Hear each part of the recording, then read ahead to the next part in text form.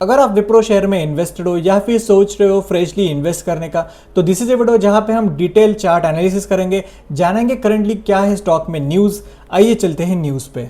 तो विप्रो के लिए this is a short term negative news, long term के लिए न्यूट्रल रहेगी। जहां पे न्यूज़ ये है कि शेयर्स फॉल्स अराउंड 2 to 3%, जहां पे Q1 के रिजल्ट्स अनाउंस हो चुके हैं। As a investor were disappointed with the company weak guidance on the September quarters. Q1 की हाइलाइट्स की बात करें तो नेट प्रॉफिट से 3000 करोड़, जो around 1% only year on year growth है। रेवेन्यू की बात करें तो 24,000 करोड़, 10% ईयर ऑन ईयर। जहां पे इंटीरियम डिविडेंड यहाँ पे बस ₹2 का अनाउंस किया है। Large deal wins remained healthy 3.31 billions. जहां पे आज के दिन स्टॉक क्यों गिरा, क्योंकि Wipro guided for the 1.5 to 0.5 sequential revenue growth. अगर हम देखा जाए तो यहाँ पे देख सकते हैं सिंगल डिजिट ग्रोथ है, ओनली द सिंगल डिजिट, जहाँ पे काफ़ी ज़्यादा निराश है इन्वेस्टर इस रिजल्ट से।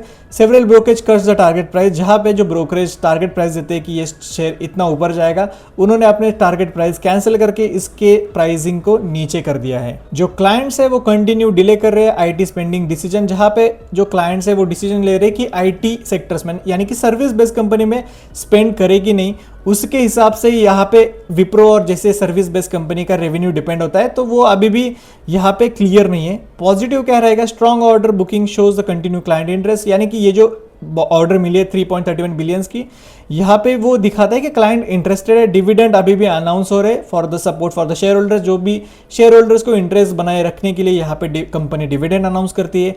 AI and cloud transformation remain long term growth drivers, जहाँ पे अभी डिपेंड है हर कुछ जो एआई का जो इम्प्लीमेंटेशन करने वाले हैं, क्लाउड ट्रांसफॉर्मेशन जो करने वाले हैं, उसके ऊपर अगर ये ठीक से कर दे कंपनी, तो ही जाके हमें विप्रो में अच्छी रैली देखने को मिल सकती है। अगर रिस्क की बात करें तो weak revenue guidance suggest by demand recoveries remain slow, क्योंकि रेवेन्यू कम है, वीक है रेवेन्यू, तो आने वाले टाइम में जो रिकवरी होती है स्टॉक में वो भी स्लो होती है।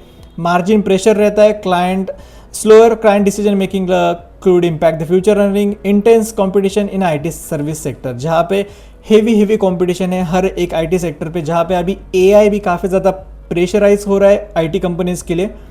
तो इम्पैक्ट रहेगा शॉर्ट टर्म के लिए निगेटिव, लॉन्ग टर्म के लिए positive. So currently we're on a 1 day time frame of Wipro, जहाँ पे कल के दिन यहाँ पे आप रिजल्ट्स देख सकते हो, नंबर्स देख सकते हो, जहाँ पे ओवरऑल निगेटिव है। और अगर हम देखें तो काफ़ी टाइम से अभी स्टॉक कंटिन्यूसली गिर रहा है, मतलब आईटी सेक्टर में हर एक स्टॉक गिर रहा है। ऊपर से विप्रो भी काफ़ी ज़्यादा बड़ी कंपनी, जहाँ पे 40% की गिरावट विप्रो में हमें देखने को मिली। अगर हम यहाँ पे देखें तो स्टॉक वैसे भी अपने बॉटम पे है, इस लेवल पे अगर हम देखें तो ये ट्रेंड लाइन ब्रेक कर दी आज के दिन, बट क्लोजिंग जो है वो पॉजिटिव साइड दे रही है। अगर हम देखें तो रेवेन्यू तो कुछ खास नहीं है, तो शायद से क्या होगा, यहाँ पे एक पुल बैक लेगा स्टॉक और इसी रेजिस्टेंस के बाद फिर से नीचे गिर जाएगा। अगर इसी लेवल से फिर से अगर रेजिस्टेंस लेने के बाद गिरता है तो हमें आने वाले टाइम में फिर से ये सपोर्ट पे स्टॉक देखने को मिल सकता है। और दूसरा सिनारियो यहाँ पे क्या हो सकता है, अगर स्टॉक इस लेवल पे जाए, सपोज स्टॉक ने इस लेवल को टेस्ट किया और उसके बाद एक हायर लो क्रिएट किया और जो करंटली ट्रेंड लाइन फॉलो कर रहा है उस ट्रेंड लाइन पे सपोर्ट लिया, तो यहाँ पे कोई बाइंग अपॉर्चुनिटी मिलती है हमें यहाँ इसी लेवल पे, ठीक है। अगर आप इन्वेस्टेड हो तो आप इन्वेस्टेड रह सकते हो। अगर आपने इस सपोर्ट के आसपास इन्वेस्ट किया है, मैं ये नहीं करूँगा कि यहाँ पे स्टॉक पूरा कम बैक हो सकता है, क्योंकि अभी के लिए स्टॉक में रिजल्ट भी कुछ खास नहीं है। तो ये लेवल्स जो है ऊपर के जो 200 या फिर अगर हम देखें 208 के लेवल्स, तो इस रेजिस्टेंस पे स्टॉक तो अभी के लिए नहीं आएगा। तो अगर आप एक्सपेक्टेड हो कि स्टॉक इतने ज़्यादा रिटर्न देगा, तो ये आने वाले उनके जो एक्सपांशन रहेगा एआई और डेटा क्लाउड्स में, उसके ऊपर डिपेंड है। बट अभी के लिए मैं बोलूँगा आपको कि अगर आपको कोई बेटर स्टॉक, दूसरा स्टॉक मिले तो आप उसमें इन्वेस्ट कर सकते हो। करंटली मुझे विप्रो अभी वीक लग रहा है। तो जैसे कि हमने देखा विप्रो में करंटली रिजल्ट्स भी काफ़ी ज़्यादा वीक है, ओवरऑल चार्ट फॉर्मेशन भी काफ़ी ज़्यादा बेरिश है। तो मैं आपको सजेस्ट करूंगा कि अगर आप इसमें इन्वेस्टेड हो तो आप इस पर पुल बैक के लिए इन्वेस्ट रह सकते हो जब तक आप पॉजिटिव में ना चला जाए, क्योंकि यहाँ पे मुझे नहीं लग रहा कि स्टॉक इमीडिएटली रिवर्स करेगा। अगर आप फ्रेशली बाय करने का सोच रहे हो तो this is not a point जहाँ पे रिजल्ट भी कुछ खास नहीं है, तो इसमें कुछ इन्वेस्ट करने का मौका नहीं मिलता।